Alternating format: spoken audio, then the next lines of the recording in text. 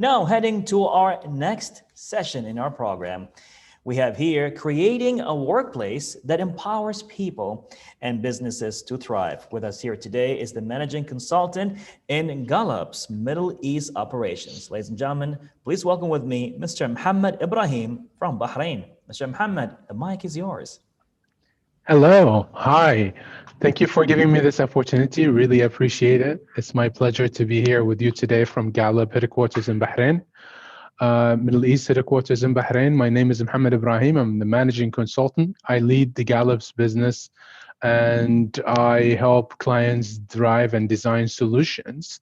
And we're here today to talk about really how do we create a workplace culture that empowers people to succeed and to thrive.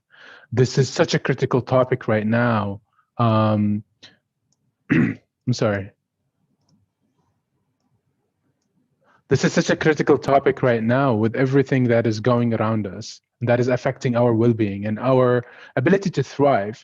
My hope today is that you leave this presentation with some actionable insights that helps you improve your own well-being, but also your organization's well-being. So at Gallup, we pulse the world in a variety of topics, and we produce reports on how societies live and work. Last week, we released the 2020 Global Emotions Report, and what we see is really astonishing. We see an ever-increasing negative experiences. More than 1 in 3 people said that they've experienced worry and stress, and 3 in 10 people experienced a lot of physical pain. And to that, we've also seen a plummeting life evaluation during COVID-19. Life evaluation is basically a metric that measures how people evaluate their lives. And the number shown here in the slide is basically the percentage of people who evaluate their life at 7 out of 10 and their future life at 8 out of 10. So parallel to this pandemic and the reduction of how people feel about their lives, there is also another pandemic at the workplace. And that's basically employee burnout. Many of you may have experienced this. It's where you feel stressed out at work, that it affects how you sleep, it affects how you live, it makes you exhausted, it makes you tired the whole time. It makes you less optimistic and less effective at your job. And when we start looking at the data behind this, we see that burnout is taking a toll on us and on our workplaces. Burnout affects your physical and mental well-being, also affects your productivity. When you feel burned out, you are 63% more likely to take a sick leave, 23% more likely to visit an emergency room, but also you're 2.6 more likely to try to find another job to escape the nightmare you're living, and 13% less confident in your performance. So let's do a little exercise here. You can use the chat feature and give me your guess on what do you think the percentage of full-time employees that you think are suffering from burnout today? Let's see the chat.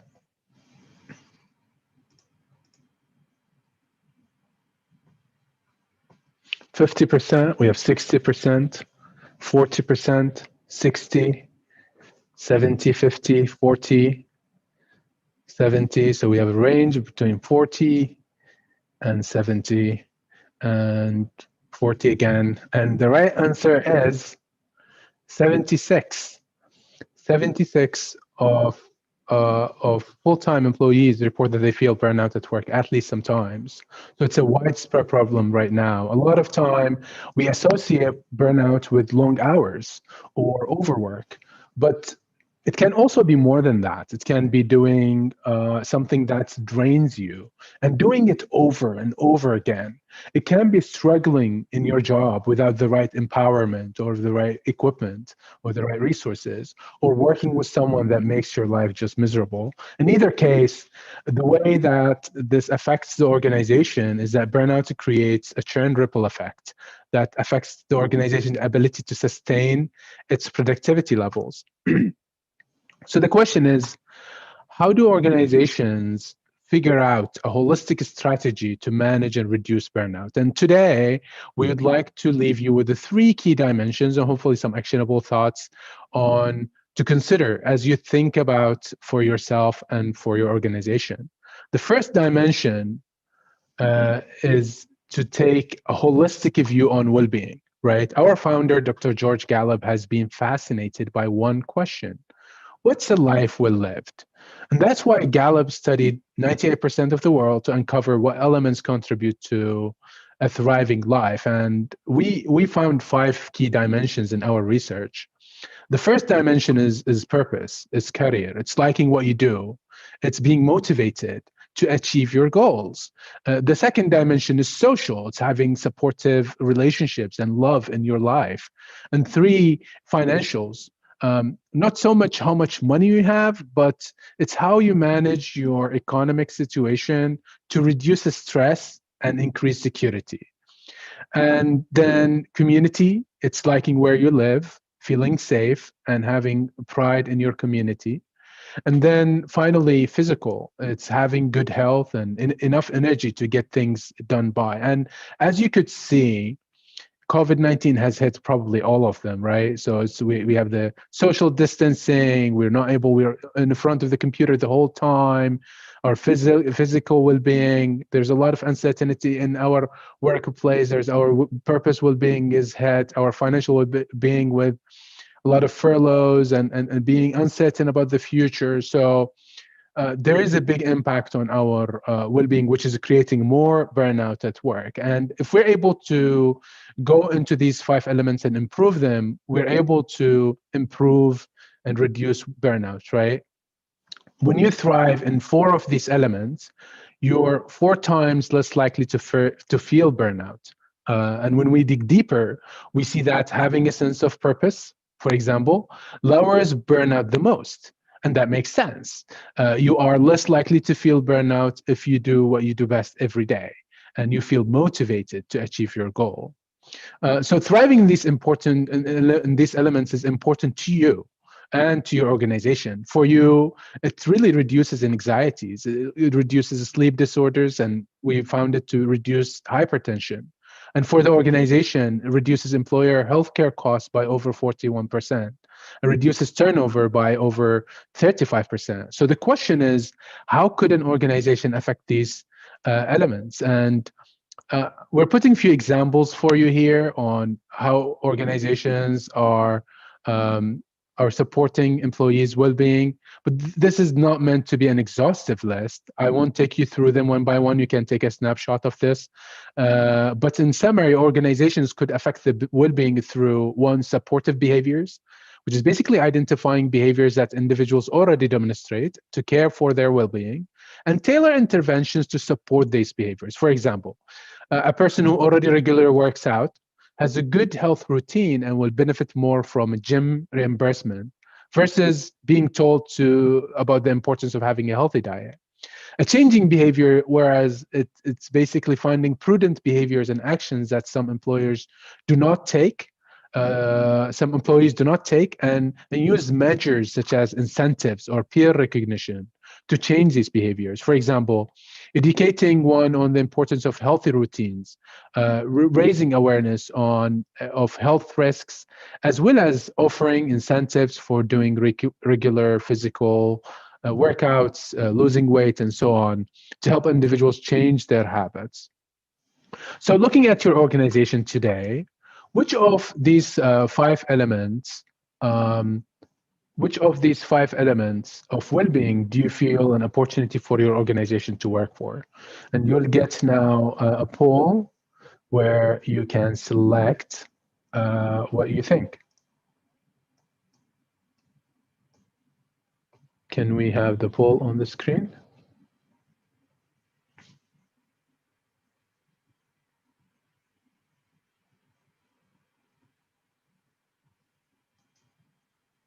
I think admin, do we have the admin to show us the polling?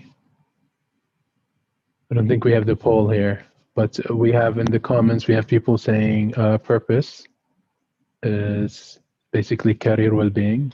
One, again, purpose. purpose and physical. And 3, purpose, physical. So a lot of 3 and 1, and we have 5, community, but there's a lot of purpose. A lot of people think that purpose and physical is a key element. So it's still helping people get to do what they do best. Help people love what they do, enjoy what they do, focus on the right career growth for them. We have community. So we have a mixture of, unfortunately, we could not have the poll to see a percentage, but I want you to think about few things your organization could do in these elements, because you want to know where you need to focus, but then you need to set policies, setting guidelines to demonstrate commitment to well-being. You need to create facilities that support and achieve higher well-being. You want to create communication that integrates well-being messages and call for actions that create supporting behaviors. You want to create incentives that motivate and inspire change. You want to create recognition for employees and managers and teams to share best practices. You want to create events that boost energy. And you want to create development and skills and behaviors that help individuals achieve well-being. And that brings us to our second dimension that is important for us to manage and increase and well-being and reduce burnout, that is equipping your managers to prevent burnout.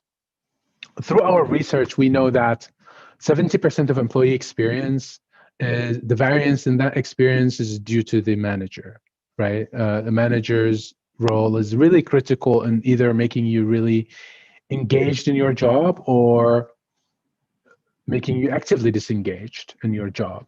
So making managers accountable is important on your well-being. So there are a few things for you to consider. One is, how do you hire the right manager? Are you hiring people who are naturally good at managing people? Are you positioning them to focus on their people? Are you providing them with the right performance management system and performance development system whereby they're more worried about helping employees grow and develop, whereas making them more worried about restricting employees from growing by focusing on ratings and numbers rather than behaviors and driving change. Educating managers about burnout and helping managers understand what drives burnout. We also need to remember that managers suffer also from burnout. So how do you provide them with a simple tool to fix and help employees improve their well-being and reduce their burnout? From our research, we see, and looking at our employee engagement index, we have 3 categories of employees. We have engaged, we have employees who are committed, they're there, they're upbeat, they're really there in the organization, giving you their best. You have people who are not engaged, they're half-half, they're psychologically not there. And then you've got the actively disengaged who are very negative, they're very cynical. And when we compare the burnout of engaged versus actively disengaged employees, engaged employees are 4 times less likely to feel burnout. So it is critical to educate managers about burnout, to empower them with the necessary development and resources to create a successful work environment. One way to do this is to provide them with a clear framework to understand where to focus. Here are a few examples of key drivers that are within the control of the manager that drive engagement and therefore reduce burnout. Like giving employees a chance to express and make their opinion counts, right? Helping them connect with the purpose of the organization, helping them focus on their areas of strengths is a big important area, because a lot of times managers focus on your weaknesses. This is where you need to improve, rather than helping you, guiding you to really focus on the areas where you can shine. And then helping employees learn and grow every day, removing unnecessary stress, providing them with the tools and resources to do their job.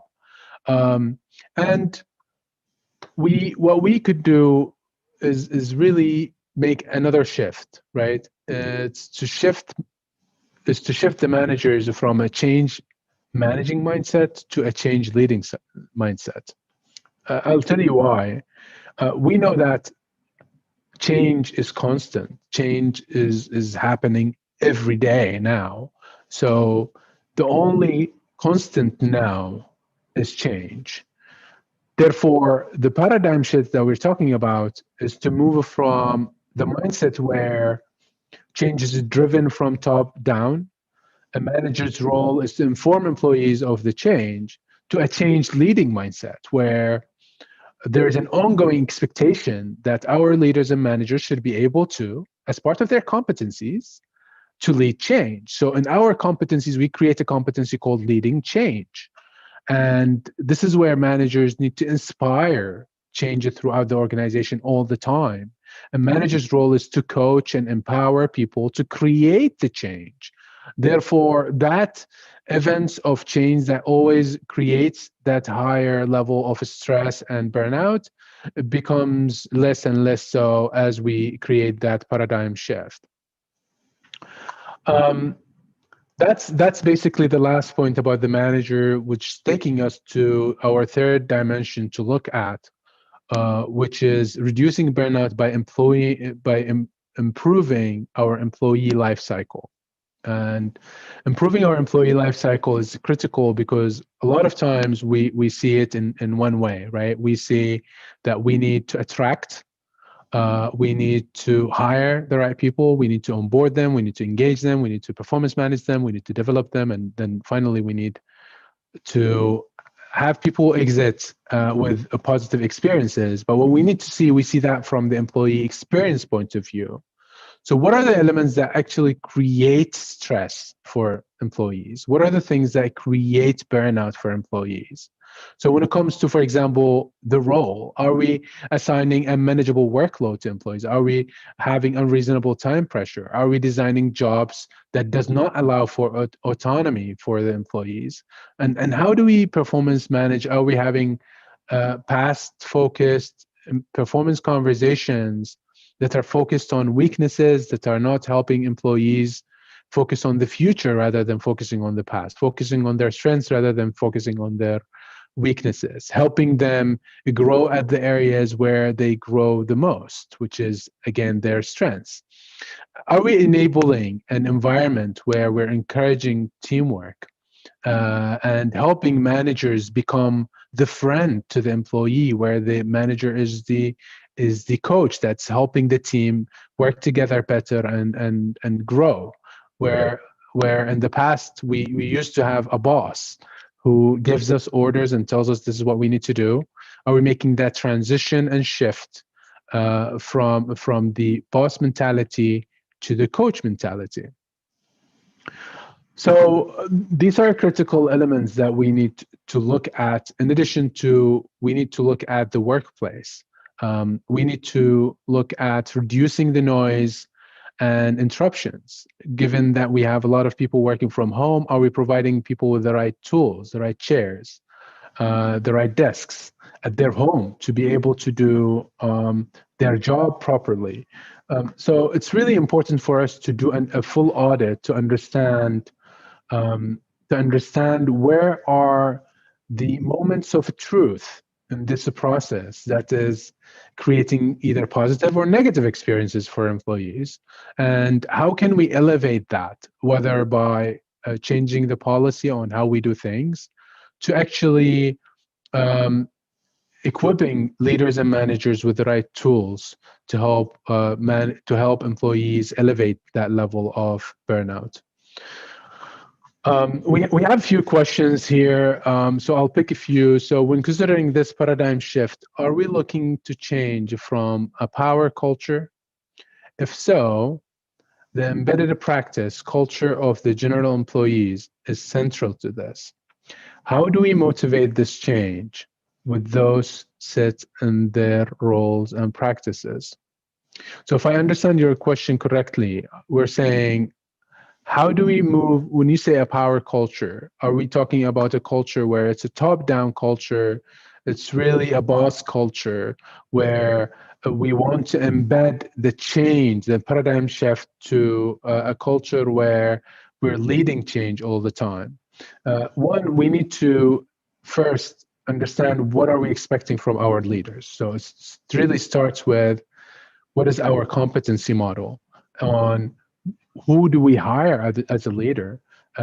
What kind of leader do we want in this position? What kind of talents do they have? How do they manage people? What is their working styles? Are we finding leaders that are directive, and are we finding people who are just giving orders, or are we finding people who naturally motivate people, who are leading at their own level, who are coaching people and guiding them to focus on the areas of their potential, who are really helping the organization focus on the operational aspects, and they as leaders are focusing on the strategic aspects. So looking at the competency model, we need to embed leading change as part of your expectation. So based on that expectation, the way you hire and performance manage these leaders will have to take into consideration that shift and that paradigm shift into from boss to a coach culture.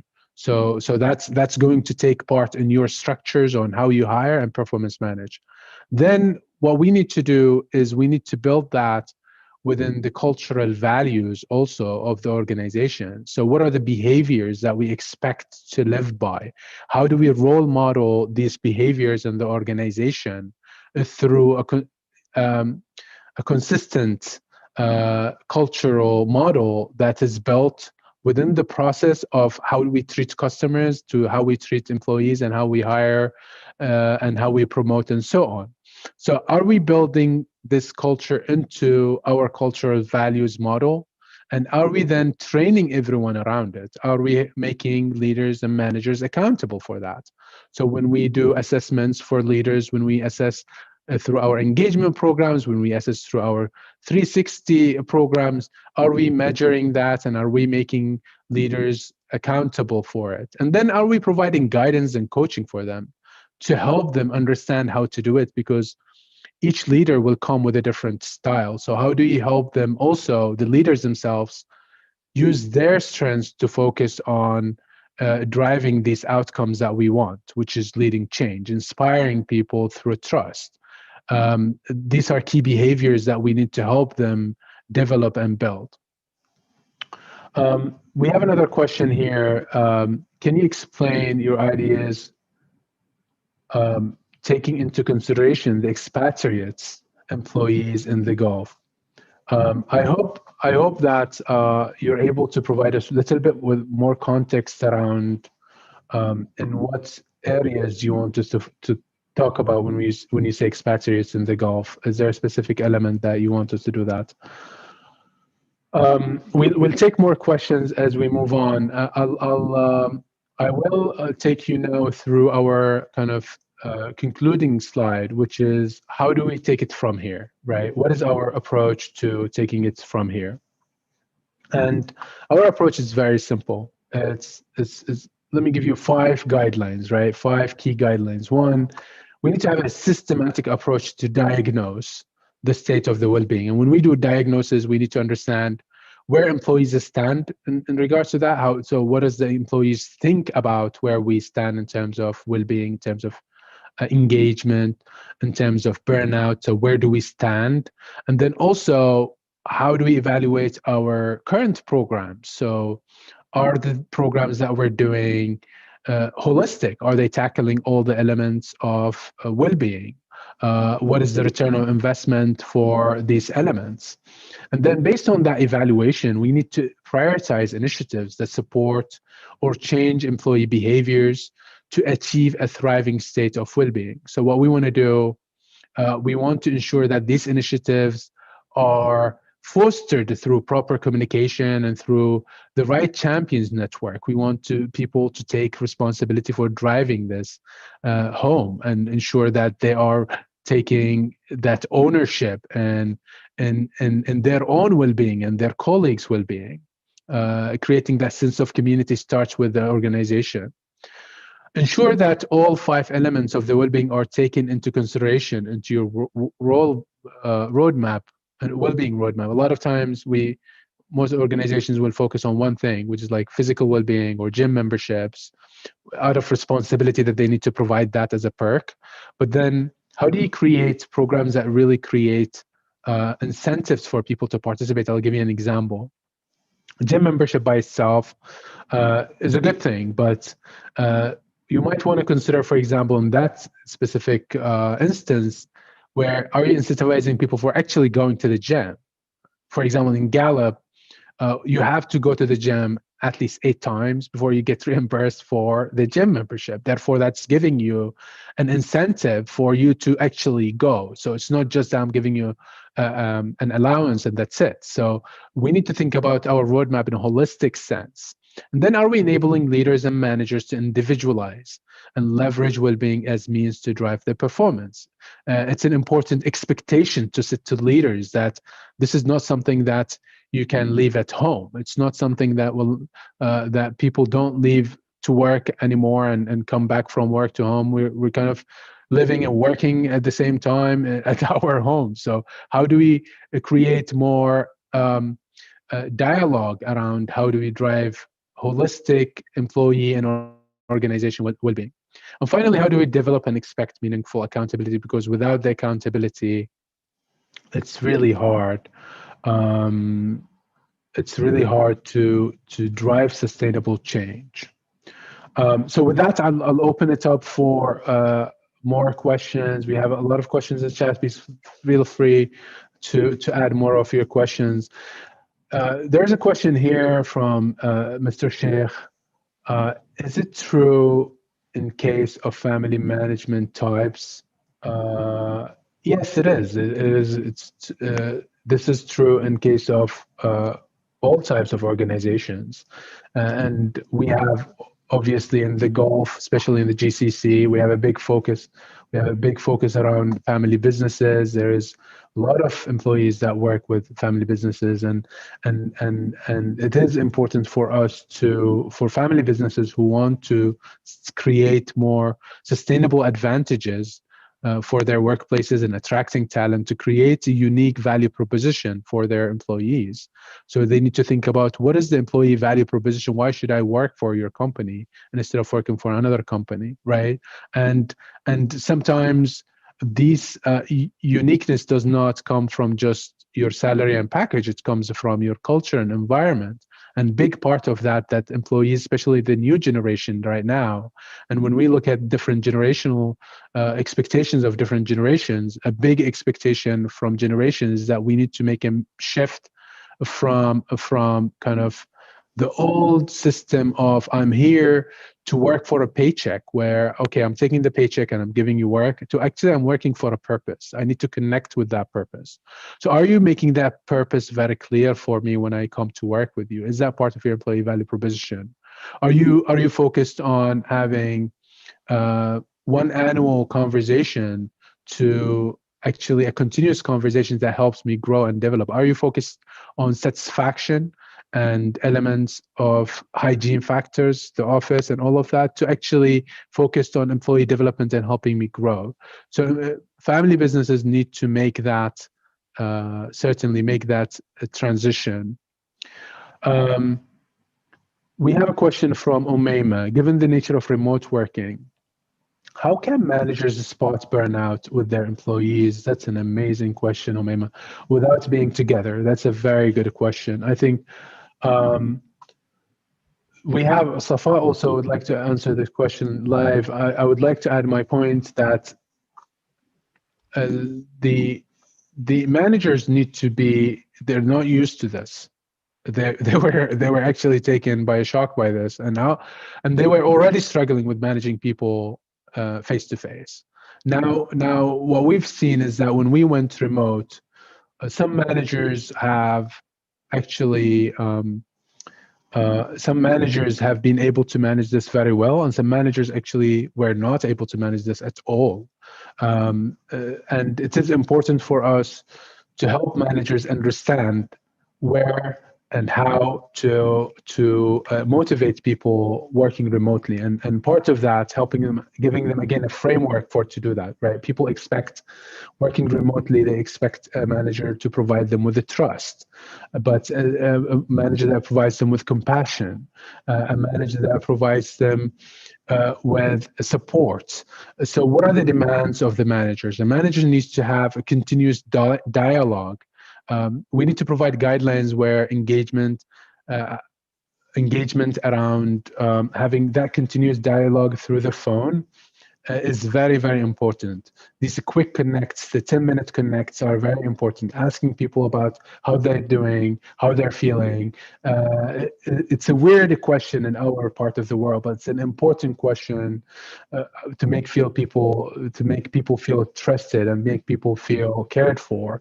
But then also creating some guidelines around remote work that is engaging. For example, having the cameras on through meetings. It creates an element where we're more together. We have a lot more resources. I can share with you, if you share your email, I can share with you a lot more resources from Gallup on the best ways to do that. So we have 1 more minute, so I'll see if we can take one more question. I don't think we have more questions in here. So therefore, thank you so much for your time. I hope that this has been a useful experience. I really appreciate it. We will send a part of the presentation to be sent to you shortly, and we look forward to seeing you soon. Another presentation. Yes, sir. Assalam. And thank you so much. Actually, I mean, being bold and vulnerable and at the same time being open about the burnouts.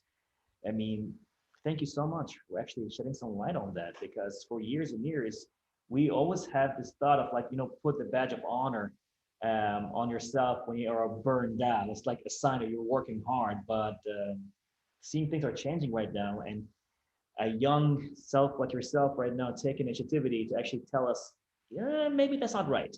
So really appreciate that. Really do.